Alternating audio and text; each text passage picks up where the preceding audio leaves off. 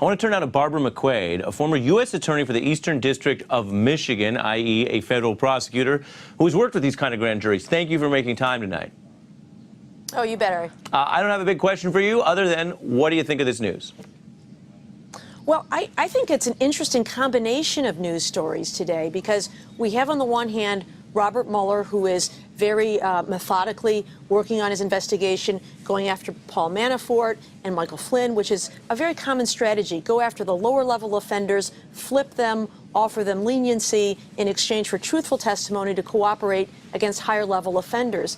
But at the same time, we have seen this extraordinary pardon of Sheriff Arpaio. Maybe they get the message that, you know what, I can get leniency anyway, even without cooperating.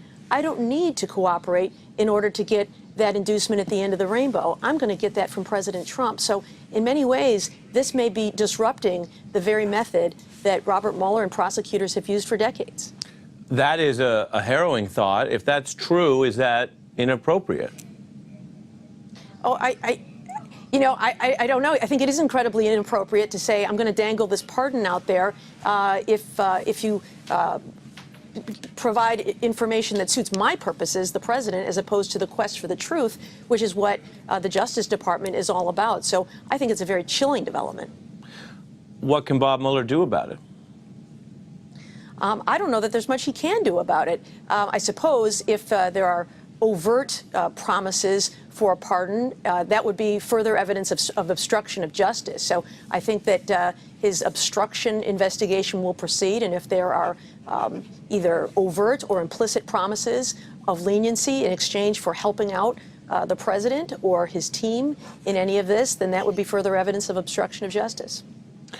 Is there a scenario where the Bob Mueller argument becomes, yes, you may be getting cover or offered cover, but no, as a matter of historical fact, Donald Trump will not be president forever?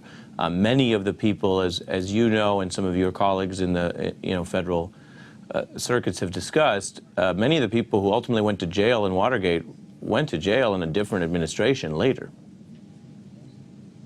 Well, certainly that could happen. They could be prosecuted down the road. Most of these statutes carry with them a 5-year statute of limitations, which would be beyond the 4-year term of a president. But one thing that's really interesting is a pardon can even come before someone is charged with a crime.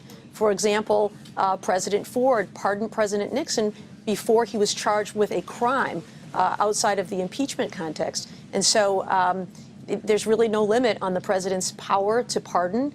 He could pardon proactively, even before charges come against Manafort or Michael Flynn. And so in that way, I worry that Robert Mueller and his team could lose the leverage they would ordinarily have in such a case. And that brings me to the final question, Barbara. You mentioned no limit, and that's true, right? I mean, under the Constitution, as you say, there's no time limit. It can come very early in the process. That's not typically how presidents have done it, because they work with the Justice Department and the White House counsel, and they've done it differently. But that's one of the many precedents and practices that this president's breaking tonight with this mid-hurricane pardon. But the other part of this is the abuse question that I want to get your final thoughts on, because I was talking to Bob Bauer about it in the top of the show. The fact that it's an absolute power doesn't mean it's without potential for abuse. The classic example being a governor who auctions off or sells pardons, right, is taking an absolute power and finding a way to abuse it, and there are corruption and other statutes that deal with that. Given that obstruction was one of the House Judiciary issues in both the Clinton and Nixon cases, is abuse of the pardon power, in your view, something that can amount to potential obstruction? I think so. If you use that pardon power, which is absolute except in matters of impeachment, but if you use that pardon power in exchange for interfering with an investigation, lying, perjury, obstruction, I think that could be grounds for obstruction charges, and something I think the Mueller team will want to look at. Barbara McQuade, a former U.S. attorney for the Eastern District and MSNBC analyst, thank you. Thanks very much, Ari. Hey there, I'm Chris Hayes from MSNBC. Thanks for watching MSNBC on YouTube. If you want to keep up to date with the videos we're putting out, you can click subscribe just below me, or click over on this list to see lots of other great videos.